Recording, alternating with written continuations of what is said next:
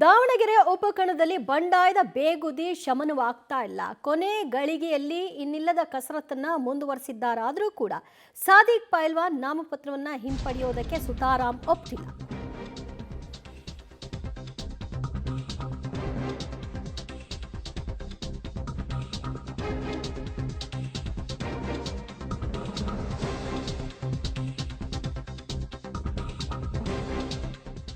ದಾವಣಗೆರೆ ಉಪಕಣದಲ್ಲಿ ಬಂಡಾಯದ ಬೇಗುದಿ ಇನ್ನೂ ಮುಂದುವರೆದಿದೆ. ಅಖಾಡದಲ್ಲೇ ಉಳ್ಕೊಂಡಿದ್ದಾರೆ ಕಾಂಗ್ರೆಸ್ನ ಸಾದಿಕ್ ಪೈಲ್ವಾನ್.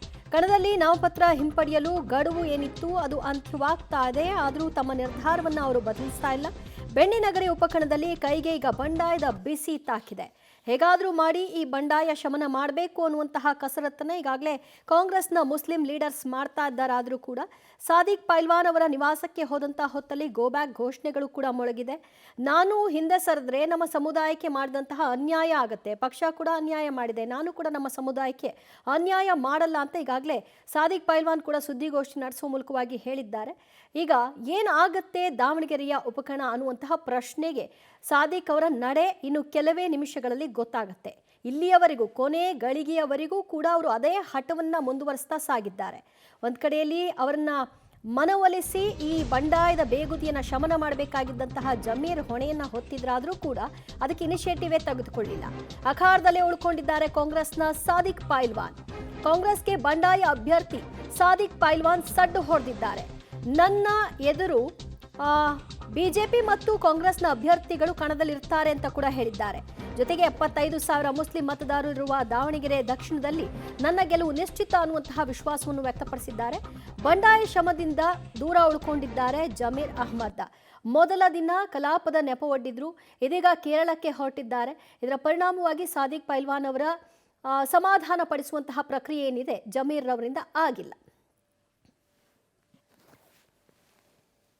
ಇನ್ನೂವರೆಗೂ ನಾನು ರಣರಂಗ ಬಯಲಲ್ಲಿ ಇರ್ತಾನೆ, ಚುನಾವಣೆ ಮಾಡ್ತಾನೆ. ಯಾವ ಕಾರಣಕ್ಕೆ ಸರಿಯೋದಿಲ್ಲ. ನಾನು ಸರಿದ್ರೆ ಸಮಾಜ ಸರಿದಂಗೆ. ಸಮಾಜ ನನಗೆ ಗೆಲ್ಲಿಸಲಿಲ್ಲ ಅಂತ ಹೇಳಿದ್ರೆ ನಾನು ಸೋತ್ರೆ ಸಮಾಜ ಸೋತಂಗೆ. ಸಮಾಜ ಪರವಾಗಿ ವಿರುದ್ಧವಾಗಿ ಒಂದು ತೊಡೆ ತಟ್ಟಂತಹ ಸಾದಿಕ್ ಪೈಲ್ವಾನ್ ಅವರು ನಮ್ಮ ಜೊತೆ ಇದ್ದಾರೆ. ಮಾತಾಡ್ತಾ ಸರಳಿ ಸರ್, ಇವತ್ತು ನಾಮಪತ್ರ ವಾಪಸ್ ತಗೊಳ್ಳೋ ಕೊನೆ ದಿನ 3 ಗಂಟೆ ಆಯ್ತು. ಇವಾಗ ಕಣದಲ್ಲಿ ಇರ್ತೀರಾ ಅನ್ನುವಂಥದ್ದು? 100ಕ್ಕೆ 100 ಸರ್.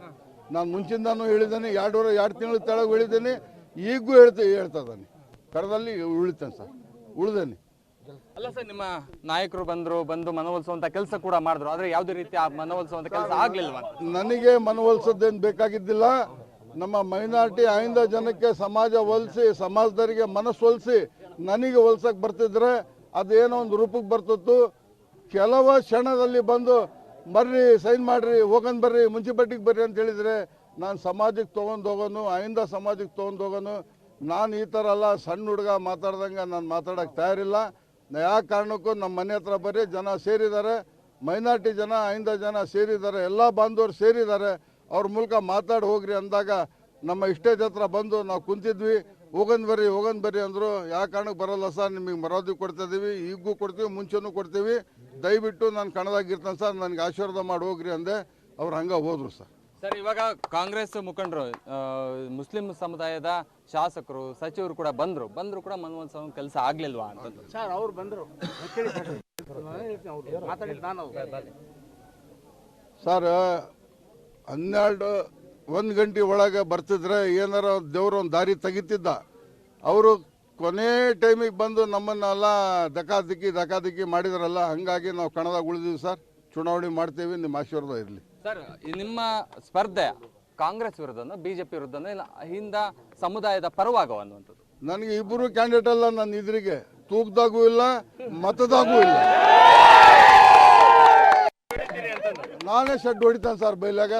ನನಗೆ ಆಶೀರ್ವಾದ ಮಾಡಿ ನನಗೆ ಗೆದ್ದು ಕಳಿಸ್ತಾರೆ ಸರ್. ರಾತ್ರಿ ಏನು ಸಿಎಂ ಅವರು, ಸಿಎಂ, ಉಸ್ತುವಾರಿ ಸಚಿವರು ಜಮೀರ್ ಅಹಮದ್ ಅವರು ಕೂಡ ಕಾಲ್ ಮಾಡಿದ್ರು, ನಾಮಪತ್ರ ವಾಪಸ್ ತಗೊಳ್ಳಿ ಅನ್ನುವಂತ ಮನವೊಲಿಕೆ ಮಾಡಿದ್ರು ಅನ್ನುವಂಥದ್ದು. ನಾನು ತೊಗೊಳಲ್ಲ ಅಂತ ಹೇಳಿದ್ದೇನೆ ಸರ್. ಖಂಡಿತವಾಗೂ ಕಡ್ಡೆ ಆಗಿ ನಾನೆಲ್ಲ ವಾಪಸ್ ತೊಗೊಳೋದಲ್ಲ ಅಂತ ಹೇಳಿದ್ದೇನೆ.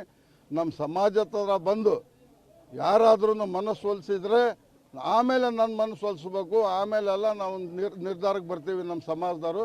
ಆವಾಗ ನಾವೆಲ್ಲ ತೀರ್ಮಾನ ತೊಗೊಂತ ಹೇಳಿದ್ವಿ. ಕೊನೆ ಕ್ಷಣಕ್ಕೆ ಬಂದರು ಸರ್, ಇಬ್ಬರು ಬಂದರು.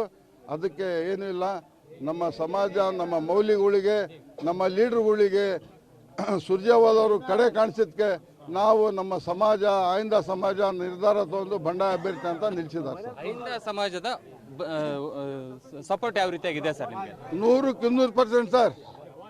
ನಮ್ಮ ಮೈನಾರಿಟಿ ಜನ ಅಹಿಂದ ಜನ 100ಕ್ಕೂ 100 ನನಗೆ ಮತ ಚಲಿಸ್ತಾರೆ, ಈ ಗೆಲ್ಲಿಸಿ ವಿಧಾನಸೌಧಕ್ಕೆ ಕಳಿಸ್ತಾರೆ ಅಂತೇಳಿ ವಿಶ್ವಾಸ ಇದೆ ಸರ್. ಇದಿಷ್ಟು ಸಾದಿಕ್ ಪೈಲ್ವಾನ್ ಆಗಿರುವಂಥದ್ದು. ಯಾವುದೇ ಕಾರಣಕ್ಕೂ ಕೂಡ ನಾಮಪತ್ರ ತಗೊಳ್ಳೋದಿಲ್ಲ. ಏನು 1 ಗಂಟೆ ಒಳಗೆ ನಮ್ಮ ಕಾಂಗ್ರೆಸ್ ನಾಯಕರು ಯಾರಾದ್ರೂ ಬಂದ್ರು ಮನವೊಲಿಸಿದ್ರೆ ನಾನು ಒಲ್ದು ವಾಪಸ್ ನಾಮಪತ್ರ ವಾಪಸ್ ತೆಗೆದುಕೊಳ್ತಿದ್ದೆ ಅಂತ ಮಾತುಕೊಂಡು ಹೇಳಿದ್ರು. ಆದರೆ ಯಾವುದೇ ಕಾರಣಕ್ಕೂ ಕೂಡ ನಾನು ಇವಾಗ ಕಣದಲ್ಲಿದ್ದೀನಿ, ಯಾವುದೇ ಕಾರಣಕ್ಕೂ ಕೂಡ ವಾಪಸ್ ತಗೊಂಡಿಲ್ಲ. ಮುಂದೆ ನನ್ನ ಪ್ರತಿಸ್ಪರ್ಧಿಯಾಗಿ ಬಿಜೆಪಿ ಇರುತ್ತೆ, ಕಾಂಗ್ರೆಸ್ ಕೂಡ ಇರುತ್ತೆ, ಇಬ್ರು ಕೂಡ ನಾನು ಶೆಡ್ ಹೊಡಿತೀನಿ ಅನ್ನುವಂಥ ಮಾತುಕೊಂಡು ಹೇಳ್ತಾ ಇರುವಂಥದ್ದು ಅಂತ. ರೈಟ್. ಸಾದಿಕ್ ಪೈಲ್ವಾನ್ ಈಗಾಗಲೇ ಬಂಡಾಯ ಅಭ್ಯರ್ಥಿಯಾಗಿ ನಾಮಪತ್ರವನ್ನು ಸಲ್ಲಿಕೆ ಮಾಡಿದ್ದಾರೆ. ಕೊನೆ ಗಳಿಗೆಯವರೆಗೂ ಕಸರತ್ತನ್ನು ಕಾಂಗ್ರೆಸ್ನ ನಾಯಕರುಗಳು ಮಾಡಿದ್ರಾದರೂ ಕೂಡ ಎಲ್ರಿಗೂ ಅವರು ಹೇಳಿದ್ದು ಒಂದೇ, ನನಗೆ ಆಶೀರ್ವಾದ ಮಾಡಿ ಹೋಗಿ, ನಾನು ಗೆಲ್ತೀನಿ, ಅಹಿಂದ ವರ್ಗ ಅಲ್ಪಸಂಖ್ಯಾತರೆಲ್ಲರೂ ಕೂಡ ನಮ್ಮ ಜೊತೆಗಿದ್ದಾರೆ ಅನ್ನುವಂತಹ ವಿಶ್ವಾಸ ವ್ಯಕ್ತಪಡಿಸಿದ್ದಾರೆ. ಕಣದಿಂದ ಸರಿಯುವಂತಹ ಪ್ರಶ್ನೆಯೇ ಇಲ್ಲ. ಹಾಗೊಂದು ವೇಳೆ ನಾನು ಹಿಂದೆ ಸರಿದ್ರೆ ನಮ್ಮ ಸಮುದಾಯಕ್ಕೆ ಪಕ್ಷ ಮಾಡಿದಂತೆ ನಾನು ಮಾಡುವಂತಹ ಅನ್ಯಾಯ ಅದಾಗ್ಬಿಡುತ್ತೆ ಅಂತ ಅಭಿಪ್ರಾಯ ವ್ಯಕ್ತಪಡಿಸಿದ್ದಾರೆ.